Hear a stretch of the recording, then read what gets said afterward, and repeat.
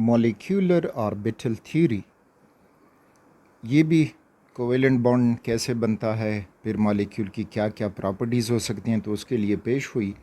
So let's jump into it. तो कहते हैं कि ये थ्योरी वाले के एटॉमिक ऑर्बिटल्स यानी जो इलेक्ट्रॉन वेव हैं वो आपस में इंटरफेरेंस करते हैं। ये इंटरफेरेंस कंस्ट्रक्टिव भी हो सकती है और डिस्ट्रक्टिव भी हो सकती है। कंस्ट्रक्टिव इंटरफेरेंस से बनेंगे bonding molecular orbitals, bonding molecular orbitals ये कंस्ट्रक्टिव इंटरफेरेंस से बनेंगे, और डिस्ट्रक्टिव इंटरफेरेंस की वजह से बनेंगे एंटी बॉन्डिंग मॉलिक्यूलर ऑर्बिटल्स। अच्छा, next, atomic orbital is equal to molecular orbital. जितने एटॉमिक ऑर्बिटल होंगे उतने ही मॉलिक्यूलर ऑर्बिटल बनेंगे। For example s atomic orbitals हैं, तो मॉलिक्यूलर ऑर्बिटल भी बनेंगे। एस ओवरलैप और एस ओवरलैप होके दो मॉलिक्यूलर ऑर्बिटल बनेंगे। अगर इस तरह से पी के 3 ऑर्बिटल्स हैं और दूसरे एटम की भी 3 ऑर्बिटल्स हैं, तो 2 3 जो हैं वो 6 टोटल मॉलिक्यूलर ऑर्बिटल्स बनेंगे। बॉन्डिंग मॉलिक्यूलर ऑर्बिटल की एनर्जी एंटी बॉन्डिंग से कम होगी। दिस इज़ एनर्जी ऑर्डर,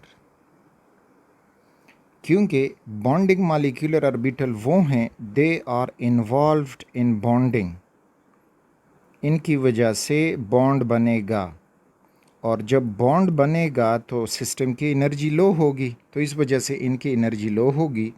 और एंटी बॉन्डिंग यानी नाम से जाहिर है कि anti not involve in bonding, ये बॉन्डिंग में इन्वॉल्व नहीं होंगे, तो इनकी एनर्जी भी ज़्यादा होगी।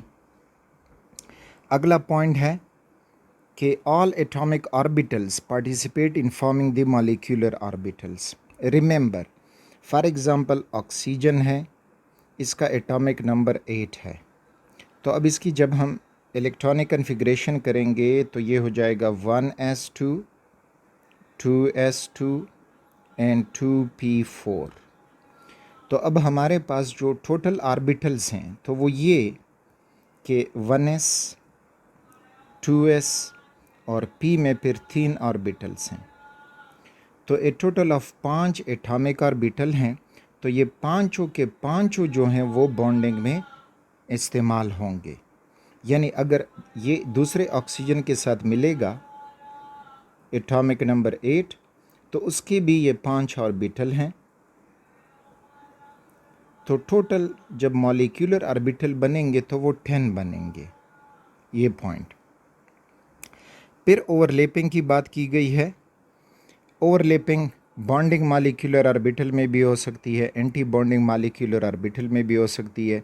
बॉन्डिंग मॉलिक्यूलर ऑर्बिटल में अगर लीनियर ओवरलैपिंग हो जाए तो वो सिग्मा, और पैरेलल ओवरलैपिंग हो जाए तो पाई। ये किन में? ये बॉन्डिंग मॉलिक्यूलर ऑर्बिटल्स में। और एंटी बॉन्डिंग मॉलिक्यूलर ऑर्बिटल्स में अगर लीनियर ओवरलैपिंग हो जाए तो सिग्मा स्टार, और अगर पैरेलल ओवरलैपिंग हो जाए तो पाई स्टार। तो ये हो जाएगा एंटी बॉन्डिंग मॉलिक्यूलर ऑर्बिटल्स में। फिर है तवज्जो देने का पॉइंट कि मॉलिक्यूलर ऑर्बिटल में एनर्जी ऑर्डर। तो रिमेंबर, वो एटम जिनका एटॉमिक नंबर इक्वल टू 7 हो या लेस देन 7 हो, और दूसरे केस में ऐसे एटम जिनका एटॉमिक नंबर ग्रेटर देन 7 हो या इक्वल टू 8 हो या ग्रेटर देन 8 हो। तो अब इनमें जो मॉलिक्यूलर ऑर्बिटल की डिस्ट्रीब्यूशन है, एनर्जी डिस्ट्रीब्यूशन, तो उसमें आपको जो फ़र्क मिलेगा तो वो फ़र्क यहाँ पे मिलेगा। अगर आप इसमें देखेंगे तो sigma 2py is equal to pi 2pz is less than sigma 2px, यानी डिफरेंस आपको यहाँ से लेकर यहाँ तक मिल जाएगा। जबकि जिनका एटॉमिक नंबर इक्वल टू 8 या ग्रेटर देन 8 हो, तो वहाँ पे ये होगा कि सिग्मा स्टार 2s के बाद उधर जो है पाई 2py है, इधर अब होगा सिग्मा 2px, तो वो डिफरेंस आपको इधर मिलेगी। ये जो है that is the whole difference over here. अच्छा, इस तरह अगर आप पॉइंट नहीं ले रहे तो इस तरह से अब इसको समझ लें। p ऑर्बिटल्स हैं तो इसमें px, py और pz, ये हुआ px बस 2p हो 3p हो जो भी हो, py और pz। इसके अगले एटम में px, py और pz, ये हुआ px, py और pz। अब अगर एटॉमिक नंबर इक्वल टू 7 है या लेस देन 7 है तो उसमें अरेंजमेंट जो p ऑर्बिटल में होंगी वहीं p ऑर्बिटल में आपको डिफरेंस मिलेगा। तो इसमें ये हो जाएगा कि यहाँ पे देखोगे कि पाई p y pi p z और फिर यहाँ पे आपको मिल जाएगा सिग्मा 2px।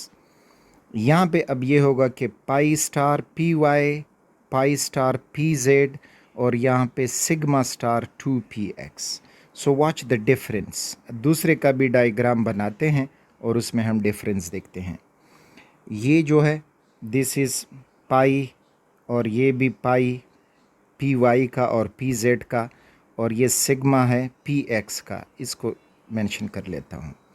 इसी तरह से ये जो है पाई स्टार ऑर्बिटल है एंटी बॉन्डिंग, ये भी pi star orbital anti bonding, और ये हुआ सिग्मा स्टार ऑर्बिटल। अब वो एटम जिनका एटॉमिक नंबर 8 हो या ग्रेटर देन 8 हो तो यहाँ पे पी एक्स बनाया, पी वाई बनाया, पी जेड बनाया, p x p y p z.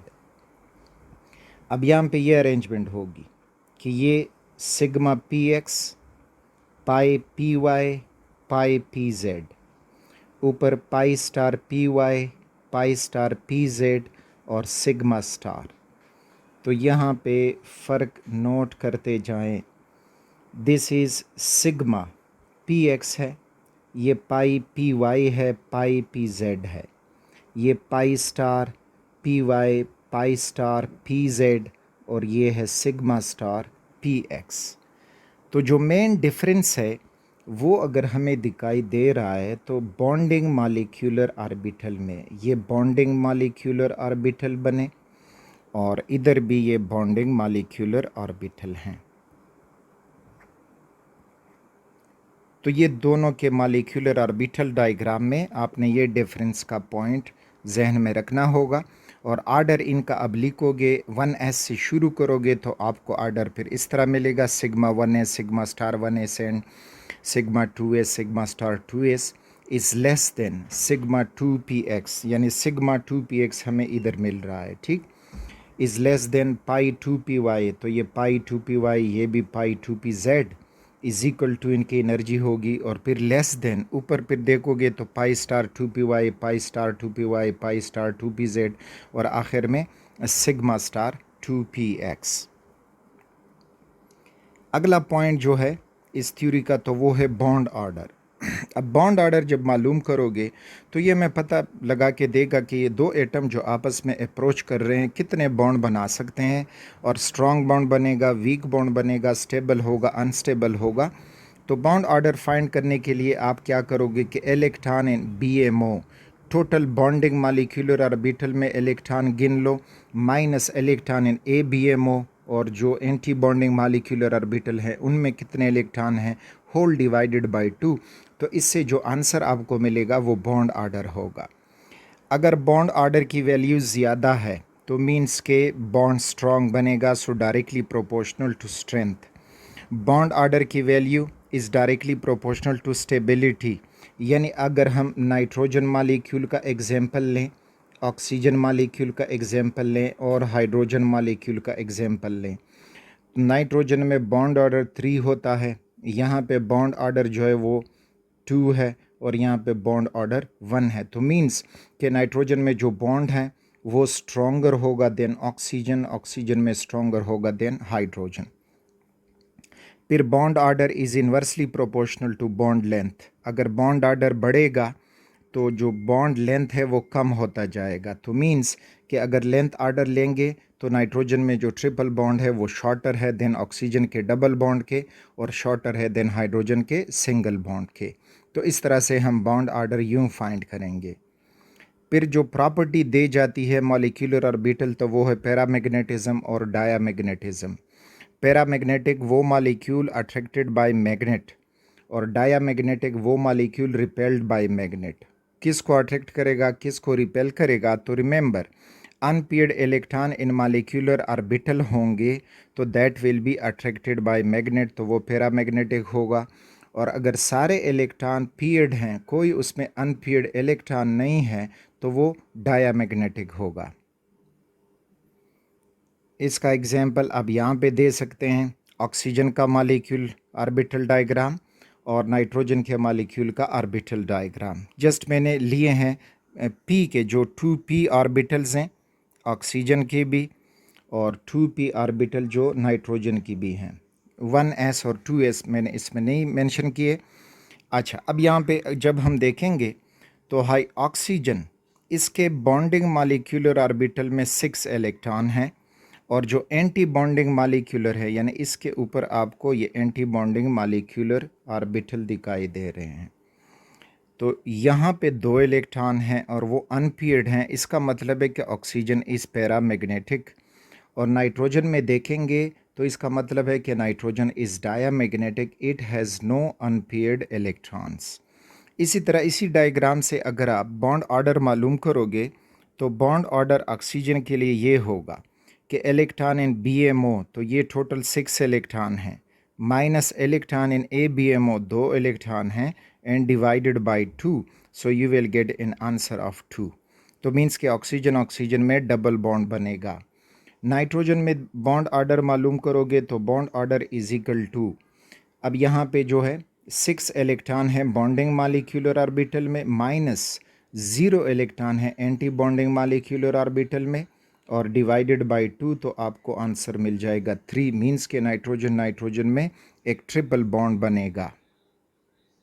अब यहाँ पे अगर हमें कहा जाए कि ऑक्सीजन मॉलिक्यूल -2, ये अब पैरामैग्नेटिक होगा कि डायामैग्नेटिक होगा? तो इसी डायग्राम को देखते जाओ। ऑक्सीजन ने 2 इलेक्ट्रॉन गेन किए हैं तो वो इधर पेयर्ड हो जाएंगे। जब पेयर्ड होंगे तो ये डायामैग्नेटिक हो जाएगा, इसमें कोई अनपेयर्ड इलेक्ट्रॉन नहीं है।